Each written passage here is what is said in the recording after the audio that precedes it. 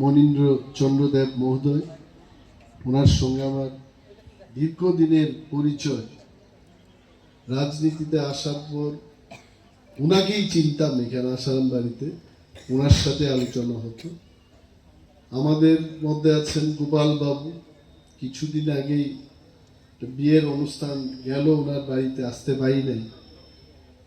আছেন আমাদের আজকের যিনি সভার সভাপতি শ্রী নরেন্দ্র চন্দ্র দেববর্মা মহোদয়, উনি খুব কর্মঠ কর্মযোগী একজন সভাপতি, উনি কাজ করেন ভালো।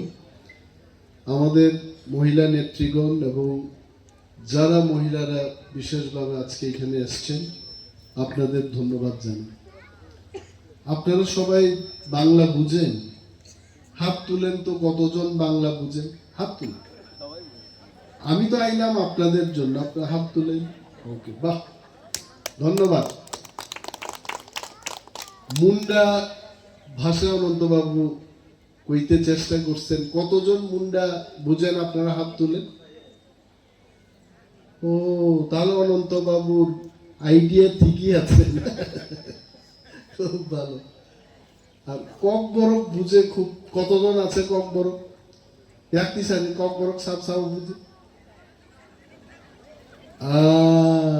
কক বরকও আছে, তো খুব ভালো।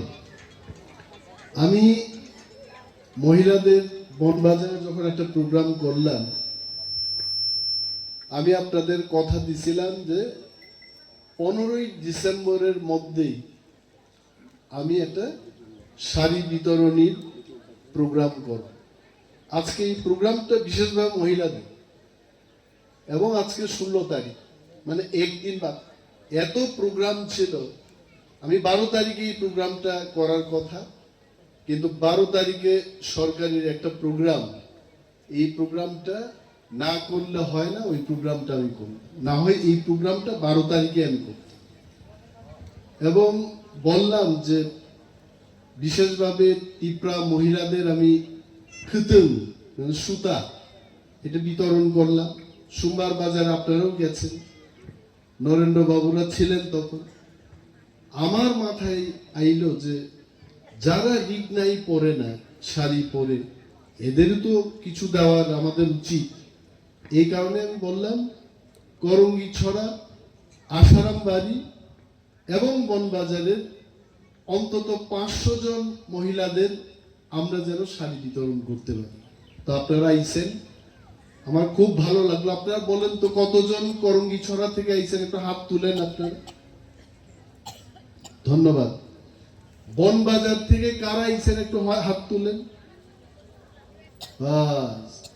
আর আসারাম বাড়ির থেকে কারা আইছে? হাত তুলেন। এইবার আসারাম বাড়ির সময় হাত তুলছেন, বনবাজারের সময় হাত তুলছেন, কে আছে? তুলেন তো। একজনও নাই না, আমি এগুলো দেখতে পাচ্ছি। বনবাজারের সময় যদি হাত তুলে, আসারাম বাড়ির সময় হাত তুলে, তাহলে এক মহিলাই 2টা শাড়ি নিয়ে দিব আজকে। এটা যেন না হয়, একজন মহিলা শুধু একটা শাড়ি পাইবেন। তো আমি এইভাবে কথা দিই। আপনারা আমার ভোট দিচ্ছেন, আগেও তো আপনারা মন্ত্রী পাইছেন।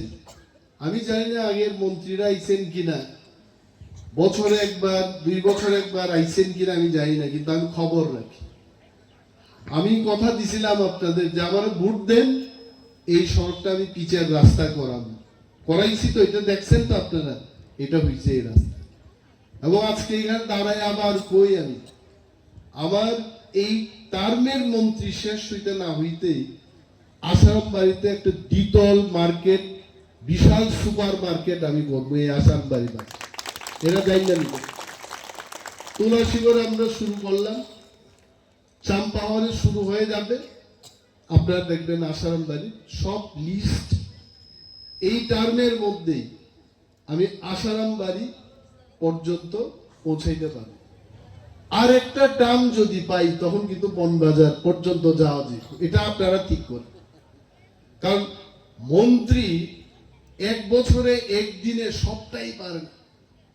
সরকার সবখানে এরা সবখানে এইরকম দিতে হবে। আমাদের সরকার, আমরা চেষ্টা করি যে ত্রিপুরার সব জায়গায় মার্কেট সেট হোক, ভালো মার্কেট হোক। আপনি দেখছেন না এই মার্কেট নতুন ডিজাইনের, আমি ইঞ্জিনিয়ারদের দায়িত্ব বসে কইলাম, আসারাম বাড়ি যে বাজারটার নামে আমাদের কেন্দ্রের নাম, বিধানসভা কেন্দ্রের নাম, এই আসারাম বাড়িতে আমি একটু সুপার মার্কেট তৈরি করবই। এটা আমার মনের কথা।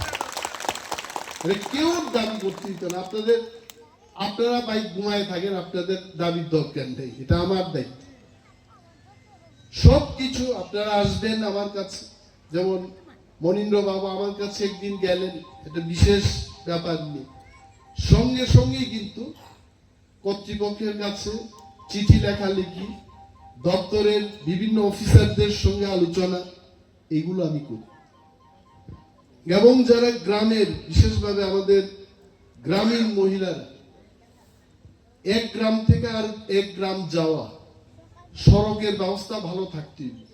যদি না থাকে, আমাদের এখানে লোকাল লিডাররা আছেন, কমলরে আপনারা চিনেন, কমলের টাইটেলটা কি? কমল তেলেঙ্গা। এখানে তেলেঙ্গা কতজন আছেন একটু হাত তুলেন তো, হাত তুলেন। তেলেঙ্গা আপনারা জানেন আমিও তেলেঙ্গা, আপনারা জানেন না আমিও তেলেঙ্গা, আমিও আছি আপনাদের সঙ্গে। তো কমল তেলেঙ্গা এখানে আছে, শক্তি আছে এখানে, নরেন্দ্র বাবুরা আছেন। আপনারা আমার দেখাইবেন, দেখেন ব্যক্তি দাবি নিয়ে আয়েন না, শুধু আমার গায়ে ব্যথা, পেটে ব্যথা, এই সমস্যা তো থাকবেই মানুষের, কিন্তু আমার এলাকার উন্নয়নের জন্য আপনারা আইবেন। কি এলাকার উন্নয়ন? সড়ক ঠিক থাকতে হইব, পানীয় জলের ব্যবস্থা থাকতে হইব, ক্ষেতের মধ্যে জল থাকতে হইব। এখানে একটা বিশেষ দাবি উঠছে, কিন্তু আমি এটা মাননীয় মুখ্যমন্ত্রীর সাথে আলোচনা করলাম, বিশেষ একটা আউটপোস্ট দেওয়ার জন্য। কারণ এটা বর্ডার এলাকা, বাংলাদেশ থেকে অহরহ লোক আইতে চেষ্টা করতেছে। নাগরিকদের এটা কাজ, এটা সিকিউরিটি ফোর্সের কাজ, পুলিশের কাজ। আমি মুখ্যমন্ত্রীর কাছে বললাম যে আসারাম বাড়ি কিন্তু আমরা যদি এটাকে রক্ষা করতে না পারি, আপনারা বলেন আজকে যতজন এখানে আইছেন, এর চাইতে 10 গুণ লোক যদি এখানে আইয়া বাড়িঘর তৈরি করতে শুরু করে, আজকে বাঁধাকপির যে মূল্য এটা 10 গুণ বৃদ্ধি পাই। এটা মনে রাখ, ওইটা আরেকটা দেশ, এটা আরেকটা দেশ। মনীন্দ্র বাবুরও তো আমি জিজ্ঞেস, আপনার বাবা কোনখান থেকে আইছেন? এই কাটা তারের বেড়ার পারে ইভেন্ট থেকে আইছেন, তাই তো পরিষ্কার ভাবেই দিচ্ছে, ভয় পাওয়ার কি আছে? এক সময় এখানে আইছে মানুষ, রাজা মহারাজারাই আনছে এখান থেকে, আপনারা আসুন এখানে। কিন্তু এখন সরকার সিদ্ধান্ত নিছে আর ওই পারের থেকে মানুষ আনা যাবে না, এটা সজাগ থাকবেন আপনারা। এই কারণে আমি মুখ্যমন্ত্রী মহোদয়ের কাছে বললাম যে আসারাম বাড়িতে একটা আউটপোস্ট দরকার। কারণ ওই চাম্পাওয়ার থেকে পুলিশ আইতে আইতে, এটা তো রাস্তার মধ্যে ঘুমায় আইয়ে পুলিশ, এরপরে তার চোখের সামনে দিয়া কে যায় এটা আর দেখে না। পারলে কোনার মধ্যে বয়া আর একটু রেস্ট করে হইতো বা যায়। আমি জানি না পুলিশের লোক এরকম করে কিনা, কিন্তু আমার কাছে এলাকার অনেক লোক এটা কইছে, দাদা বা স্যার, চাম্পা হওয়ার থেকে আইয়া এরা ডিউটি ঠিক মতো করতে পারে না, এটা বাস্তব। তো এখানে এগুলোর দাবি আপনারা উঠাইবেন, আপনাদের পক্ষে আমি সরকারের কাছে উঠাবো। ব্যক্তি সমস্যা এটা থাকে। আর আমি অনুরোধ করব, এখানে যারা মহিলারা আছেন, আয়ুষ, এই যে আয়ুষ কার্ড, তো এটা হেলথ কার্ড, এইটা আপনারা কিন্তু সবাই করবেন। এই কার্ড করলে কিন্তু সরকারিভাবেই সমস্ত চিকিৎসার সুযোগ সুবিধা থাকে। অনেক দেববর্মারা যায় না, তেলেঙ্গানা যায় আমি জানি, কিন্তু অনেক দেববর্মারা যায় না। তার কি ও ছেলে, ও মানে আলিশ লাগে যাইতো না। তো আলিশ লাগে যাইতো না, যখন অসুস্থ হইব তখন তো কার্ড নাই, টাকা নাই, কার্ড বানানো। এবং আমি জানি মহিলারাই কিন্তু সমাজে সবচাইতে তারা কষ্ট করে পরিবারটারে দেখে মহিলাদের শক্তি সাংঘাতিক। একটা মহিলা হওয়া এটা কম কথা না, রান্না করতে হইব। আমি গতকাল একটা ইউটিউব দেখলাম, মহিলাদের কি দায়িত্ব। একজন সরকারি মহিলা অফিসার বাড়ি গিয়ে কিন্তু ওনার বিছানা ঠিক করে দিতে হয় ছেলে মেয়েদের, স্বামীরা করে না এটা। বাচ্চারা প্যান্ট শার্ট ধুয়ে দিতে হইব মহিলাদের, ঘর সংসার ধুয়ে রাখতে হইব মহিলাদের। এবং এমন সংখ্যায় আজকে মহিলারা এখানে আইছেন, এটা থেকে বোঝা যায় এই মহিলারা সরকারের সাথে আছেন এবং সরকারের কাজ করবে, আপনারা নিজেদের সহযোগিতা করবে। এটা ভালো, সরকার আরো ভালো কাজ করতে হবে। এখানে বেকাররা আছে, আমি বেকারদের বলি, MA পাস BA পাস ছেলেদের কমন ফাইলে একটা নোট করে এটা রাখো। কয়েকদিন আগেকার কথা পরিণভাবে আমি একটু বলি, ফিশারির একটা ভালো পোস্ট বাইছে, ক্যান্ডিডেট নাই। খুঁজা সারা 5 দিন খুঁজলাম আমি, নাই নাই নাই, একটা ছেলে খুঁজা পাওয়া গেল। মন্ত্রী খুঁজা এই লোকটারে খুঁজা চাকরি দিতে, চিন্তা করে। তো নিজেরা একটু অ্যালার্ট থাকেন আপনারা। BCom pass BA pass MA pass আপনারা ফাইল করেন। লোকাল লিডারদের আমি বলছি, যেই সুযোগ আইব ফোন আইব বাস। এইগুলো হচ্ছে সমাজ সেবা। আমি খালি টিপ্রামথা লং লিভ কইলাম, এইটা দিয়ে টিপ্রামথা লং লিভ হইতো না। মানুষের কাজ কইরা, মানুষের মনের মধ্যে জায়গা কইরা টিপ্রামথা লং লিভ করতে। লং লিভ কথা তো বুঝছেনই আপনারা। লং লিভ হইতে দীর্ঘায়ু হোক, মানে আরো বেশি বয়সে থাকুক, বাচ্চা থাকুক। তো আরো বেশি বয়সে বাচ্চা থাকতে গেলে কাজ করতেই মতো। একটার নাম আপনারা শুনছেন, রাজকুমার। আইনি রাজকুমারের চিনেননি আপনারা? রাজার ছেলে রাজকুমার বই, ওই যেখানে ওটাও তুমি, এর নাম রাজকুমার। ক্ষমতাতে আই নাম পাল্টাই আমি রাজকুমার। কিন্তু আমি মন্ত্রী হয়েও কইছি না আমি মন্ত্রী কুমার, কইছি নি কোনোদিন? আমার নাম মনিরাজ দেববর্মা, নাম একটাই দিচ্ছে, শুধু কাম করি মন্ত্রী। আরে বেটা, নাম রাখছে রাজকুমার, কাজ করে না রাজকুমার। কাজ করতে মানুষের কাছে যাইতে বুঝাইতে। আরে একটা মহিলাদের এখানে কি গ্রুপ কয়টা রে? Primitive group. হ্যাঁ, কার্ডটা তো এখন BPL কার্ড বলে না, কি কার্ড বলে এটা? Priority group. প্রায়োরিটি গ্রুপের যাদের যোগ্যতা আছে তাদের পাইতে।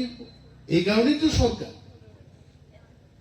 এলাকার লিডাররা কাজ করতো না, মন্ত্রী বাহাদুর জানতেন না মহিলারা, এখানকার লোকেরা আপনারা বঞ্চিত হইবেন, এটা হইতে দিয়ে না। আমি যখন আই এইভাবে বিশেষ কোনো কথা থাকলে আমার দাঁড় করায় আপনার জিগাইবেন, দাদা কাকা মামা স্যার যাই ডাকেন, আপনার বলবেন যে এই সমস্যা আছে।